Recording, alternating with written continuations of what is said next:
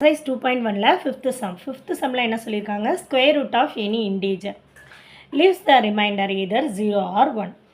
ஒரு இன்டீஜர் எடுத்து அதை ஸ்கொயர் பண்ணுறோன்னு, square of any integer square பண்ணுற மாதிரி இருக்கிற நம்பர், அதாவது 2 2s are 4 அப்படின்னு சொல்லுவோம் இல்லையா, 5 5s are 25 அந்த மாதிரி சொல்லுவோம்ல, அந்த நம்பர்ஸ். இப்போ 5 எடுத்துக்கிட்டோன்னு வைங்களேன், அதை 4ஆல் டிவைட் பண்ணும்போது நமக்கு என்ன தான் கிடைக்குமாம்மா, ஒன்று 0 கிடைக்கும், இல்லைனா 1 கிடைக்கும் ரிமைண்டர் அப்படின்னு சொல்கிறாங்க.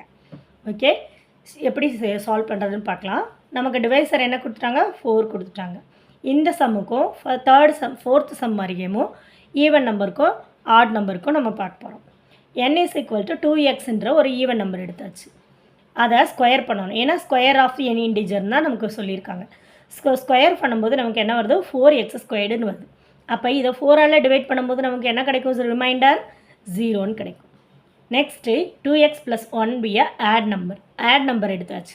ஆட் நம்பர் எடுத்து அதை ஸ்கொயர் பண்ணினோம்னா 4x² + 4x + 1ன்னு கிடைக்கும். இப்போ இது ரெண்டுலேயுமே 4 காமனாக இருக்குது. ஸோ 4 காமனாக எடுத்தாச்சு. இப்போ இதை கண்டிப்பாக நம்ம டிவைட் பண்ணும்போது என்ன கிடைக்கும், 4ஆல் இந்த டேர்ம் டிவைட் ஆகும், ரிமைண்டர் 1 கிடைக்கும். So it is divisible 4, then the remainder is 1. Any even number squared when divided by 4 leaves the remainder 0. அதே மாதிரி any odd number squared when divided by 4 leaves the remainder 1. நம்ம சம்மா prove பண்ணியாச்சு. Thank you.